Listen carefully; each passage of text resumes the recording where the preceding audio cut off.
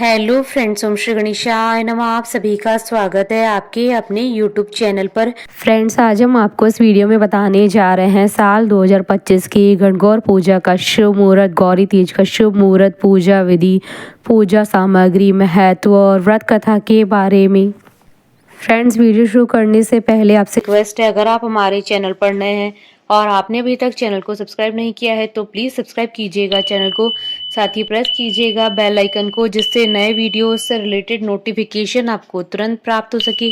और वीडियो पसंद आने पर वीडियो को लाइक और शेयर जरूर कीजिएगा ताकि सभी भक्तों को इस वीडियो का लाभ प्राप्त हो सके। और कॉमेंट बॉक्स में ओम श्री गणेशाय नमः जरूर लिखिएगा।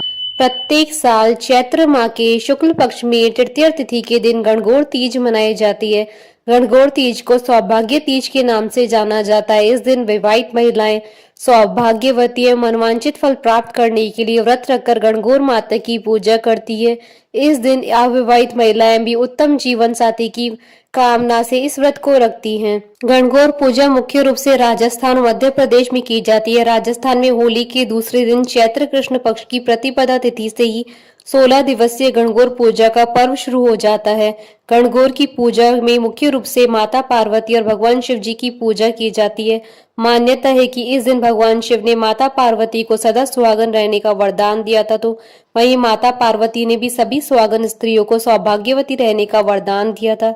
यह व्रत सुहागन महिलाएं अपने पति की लंबी उम्र के लिए, तो वहीं कुंवारी लड़कियां सुयोग्य जीवन साथी पाने के लिए करती हैं। इस पर्व पर विवाहित महिलाएं व कुंवारी लड़कियां प्रतिदिन गणगौर की पूजा करती है। यह पर्व चैत्र शुक्ल की तृतीय तिथि तक मनाया जाता है। वहीं चैत्र शुक्ल पक्ष की द्वितीया को सिंजारा कहा जाता है। इस दिन महिलाएं किसी भी नदी, सरोवर, तालाब पर जाकर अपने गणगौर को पानी पिलाती है, यानी तीज के दिन सायंकाल में उनका विसर्जन करती है। वहीं यदि मध्य प्रदेश की बात करें तो यहाँ 3 दिवसीय गणगौर पूजा की जाती है। यहाँ पर भी 3 दिनों तक गणगौर की पूजा की जाती है और तीसरे दिन उन्हें पानी में विसर्जित किया जाता है। फ्रेंड्स, अब आइए जानते हैं साल 2025 में गणगौर पूजा का प्रारंभ कब होगा और उसका समापन कब होगा। गौरी तीज के शुभ मुहूर्त के बारे में हिंदू पंचांग के अनुसार साल 2025 में गणगौर पूजा का प्रारंभ 15 मार्च 2025 शनिवार से होगा और गणगौर पूजा का समापन गौरी तीज को 31 मार्च 2025 को होगा। चैत्र शुक्ल तृतीय तिथि प्रारंभ होगी 31 मार्च 2025 को सुबह 9:11 पर और चैत्र शुक्ल तृतीय तिथि का समापन होगा 1 अप्रैल 2025 को सुबह 5:42 पर। और दिन रवि योग और सर्वासिद्धि योग का शुभ संयोग भी बन रहा है। रवि योग का प्रारंभ होगा दोपहर 1:45 से दोपहर 2:08 तक। फ्रेंड्स, आप हमारे चैनल पर ज्वाइन बटन को दबाकर हमारे चैनल के मेंबर भी बन सकते हैं। हम हमारे चैनल के मेंबर्स के कमेंट्स को टॉप प्रायोरिटी पर रखकर उनका रिप्लाई करते हैं। सब आइए जानते हैं गणगौर पूजन की विधि और सामग्री के बारे में। गणगौर पूजा का व्रत रखने वाली महिलाओं को इस दिन किसी पवित्र नदी में स्नान करने के बाद लाल रंग के वस्त्रों को धारण करना चाहिए। उसके बाद एक लकड़ी की चौकी लेकर उस पर गंगा जल छिड़कें और लाल रंग के वस्त्रों को उस पर बिछाएं। वस्त्र बिछाने के बाद चौकी पर जल से भरा हुआ कलश स्थापित करें। उसमें गंगा जल, सुपारी, हल्दी, चावल और 1 रुपए का सिक्का डालकर उसके मुंह पर मौली बांधे और कलश को आम के पत्तों से सजाए और एक नारियल पर मौली बांधकर उसके ऊपर रख दे। इसके बाद भगवान शिव और माता पार्वती की मूर्तियां या उनकी तस्वीर चौकी पर स्थापित कर एक घी का दीपक तस्वीर के दाहिनी ओर रखे। इसके बाद हाथ में फूल और सुपारी लेकर पूजा का संकल्प लें और शिव पार्वती के चरणों में से अर्पित करें। संकल्प लेने के बाद घी का दीपक जलाएं। मिट्टी या बेसन से बनी हुई 6 गौर चौकी स्थापित करें। इसके बाद गौर पर हल्दी और कुमकुम का छिड़काव करें और माता गौरी को सिंदूर लगाकर अक्षत और फूल चढ़ाएं। उसके बाद सिंदूर को अपने माथे पर लगाएं। अब धूप जलाएं और फल और मिठाई से माता और भगवान शिव को भोग लगाएं और एक सफेद कागज पर 16 कुमकुम, 16 मेहंदी और 16 काजल के टीके लगाकर माता पार्वती को अर्पित करें। इसके बाद आप एक कटोरी में जल और दूध, 1 रुपए का सिक्का, कौड़ी और सुपारी डालकर उसे अपने हाथ में रखें और किसी अन्य व्यक्ति से गणगौर की कथा सुने। कथा के पूर्ण होने के बाद उस कटोरी को गौर के सामने रखकर और माता गौरी को प्रणाम करके अपने सुहाग के लिए प्रार्थना करें। अंत में गौर को चढ़ाया हुआ प्रसाद लोगों में वितरित कर दें। गौरी पूजा व्रत कथा। एक बार भगवान शंकर तथा पार्वती जी नारद जी के साथ भ्रमण को निकले। चलते चलते वे चैत्र शुक्ल तृतीया के दिन एक गांव में पहुंच गए।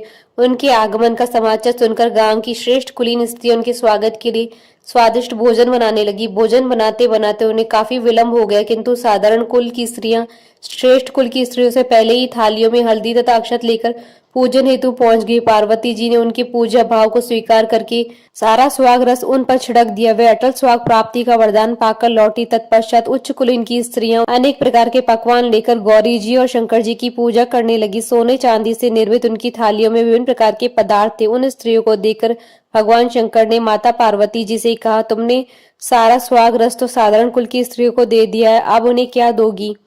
पार्वती जी ने उत्तर दिया, प्राणनाथ आप इसकी चिंता मत कीजिए। माता पार्वती ने कहा, मैं इन उच्च कुल की स्त्रियों को अपनी उंगली चीर कर अपने रक्त का सुहाग रस दूंगी। यह सुहाग रस जिसके भाग्य में पड़ेगा वह तन मन से मुझ जैसी सौभाग्यवती हो जाएंगी। जब स्त्रियों ने पूजन समाप्त कर दिया तब पार्वती जी ने अपनी उंगली चीरकर उन पर छिड़क दी। जिस पर जैसा छींटा पड़ा उसने वैसा ही सुहाग पा लिया। तत्पश्चात भगवान शिव की आज्ञा से पार्वती जी ने नदी तट पर स्नान कर बालू की शिव मूर्ति बनाकर पूजन करने लगी। पूजन के बाद बालू के पकवान बनाकर भगवान शिव जी को भोग लगाया। प्रदक्षिणा करके नदी तट की मिट्टी के माथे पर तिलक लगाकर 2 कण बालू का भोग लगाया। इतना सब करते करते पार्वती जी को काफी समय लग गया।